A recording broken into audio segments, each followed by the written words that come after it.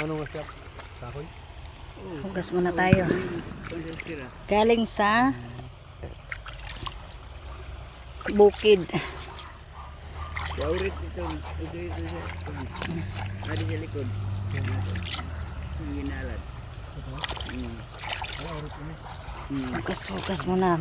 Sunod na araw na kami maliligo sa suba kasi tapos na yung aming trabaho. Ngayon, ganito lang muna.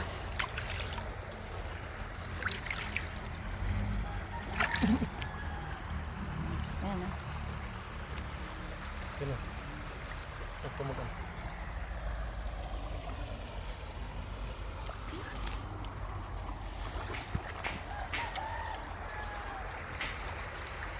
Hello guys, mga kamarites. Dito ako ngayon sa aming lugar, dito sa Leyte. Ambusan lang ito dito ng ano, ito yung ilog. Anuhan ng liguan ng mga kalabaw. Tapos ang liguan ng tao pwede doon sa dulo sa unahan. Falls. Ito ay ano, ilog lang ito. Dati dito kami naliligo. Naliligo dati. Ngayon, liguan na to ng mga ano. Mga kalabaw. Mga rito. Liguan ng kalabaw. Ayan.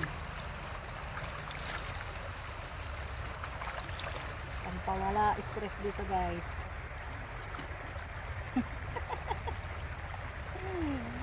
Nakaka-relax. Relax muna. Sunod na mga araw, doon naman tayo sa ano, sa pinakabukid. Kukuha tayo ng langka. Marami daw langka doon. Sabi ng ating friend. Punta kami ng bukid. Kukuha kami ng mga langka, gulay. Langka doon, hinog na yun. Thank you for watching. Maraming salamat po. Don't forget to like and share. Merlinda Ribohotejano. Bye-bye.